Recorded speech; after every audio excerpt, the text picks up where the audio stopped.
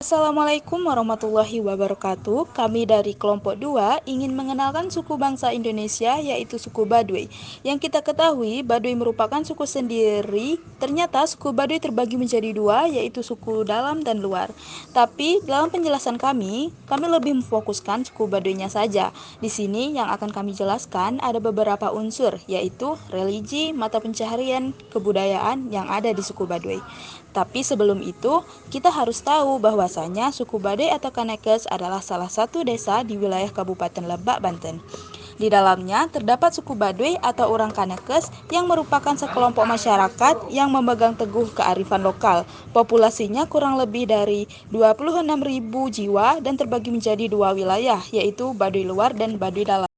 Religi dan upacara suku Baduy. Dalam unsur religi dan upacara di suku Baduy, menurut Garna dalam konteks Jeningrat, dasar religi suku Baduy ialah penghormatan ruh nenek moyang dan kepercayaan pada satu kuasa Batara Tunggal. Keyakinan suku Baduy disebut Sunda Wiwitan atau agama Wiwitan. Kegiatan keagamaan lain suku Baduy ialah pikukuh Baduy untuk bekerja dan menurut alur dalam mensejahterakan kehidupan suku Baduy dan dunia ramai. Menurut Sunda Wiwitan tidak dapat dipisahkan dari wadah tiga buana, yaitu buana Nyungcang sama dengan buana luhur atau ambu luhur, buana panca tengah sama buana tengah atau ambu tengah, buana larang sama dengan buana handap atau ambu handap.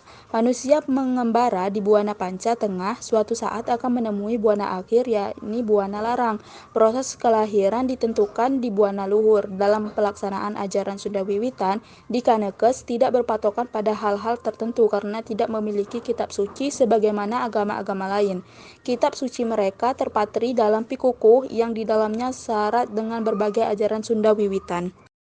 Dari unsur mata pencaharian suku Baduy sendiri, mereka tak terpisahkan dari yang namanya padi, yang dilambangkan sebagai Nyi Pohaci, Sang Yang Asri, yang harus ditanam menurut ketentuan-ketentuan Karuhun, yaitu seperti bagaimana para nenek moyang mereka menanam padi dahulu. Padi ditanam di lahan kering, huma yang berada di luar dan di dalam desa, kecuali tidak boleh ditanam di hutan larangan yang berupa hutan tua di wilayah Baduy Dalam. Dengan fokus penanaman padi di ladang sekali musim tanam tiap tahun. Mata pencaharian orang Baduy sendiri merupakan salah satu bentuk subsisten yang tua usianya. Mungkin sejak padi dikenal di Jawa Barat, padi tidak boleh dijual. Ketentuan ini berlaku bagi seluruh orang Baduy.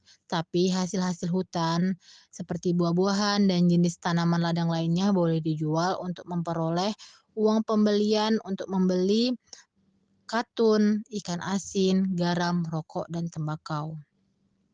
Jenis mata pencaharian yang relatif baru, kira-kira baru berkembang 10 tahun terakhir ini, ialah seperti berdagang pakaian, rokok, dan hasil hutan serta huma yang dilakukan terutama oleh orang Baduy luar.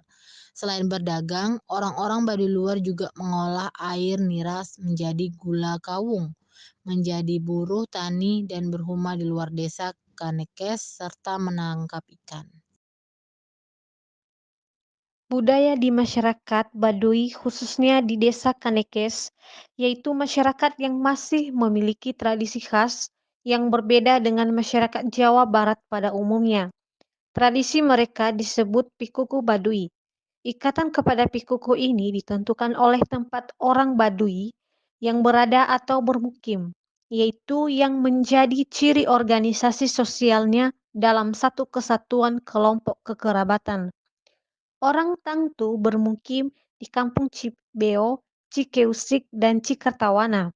Dikenal dengan sebutan orang Baduy dalam sebagai pemegang pikukuh Baduy.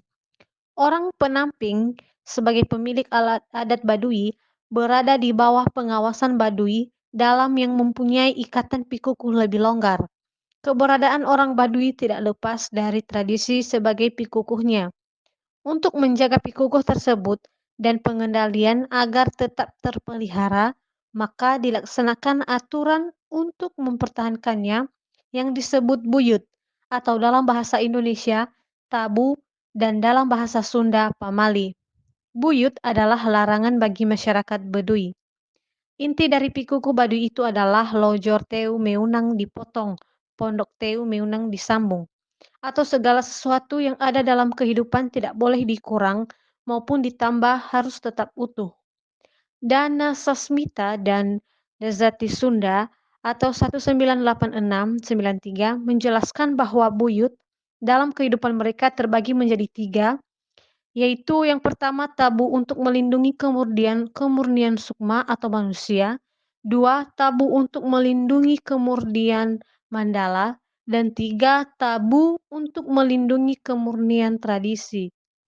Untuk penjelasan tiga tabu tersebut, yaitu satu, tabu untuk melindungi kemurnian sukma adalah perlindungan terhadap roh atau jiwa.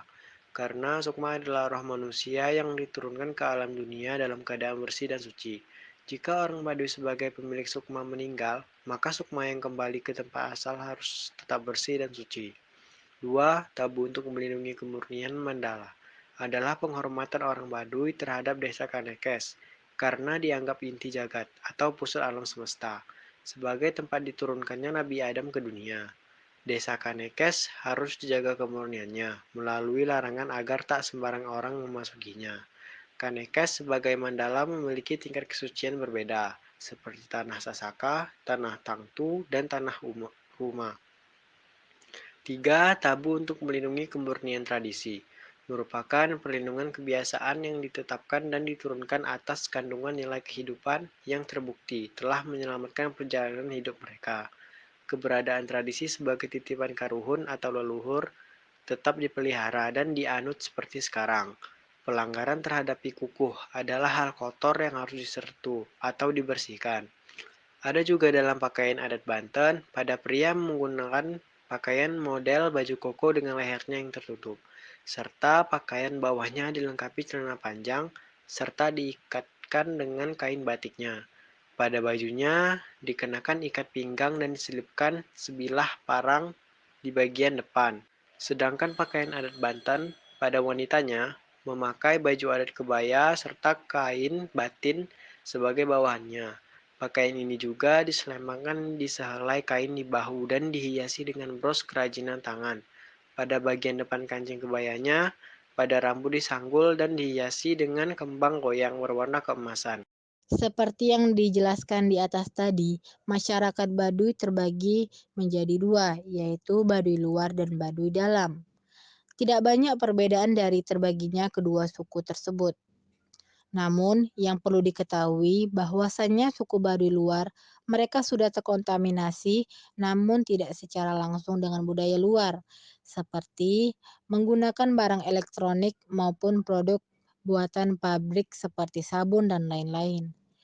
Suku Baduy luar umumnya mereka lebih terbuka dan mau menerima tamu dari luar, bahkan mancanegara untuk masuk ke tempat mereka.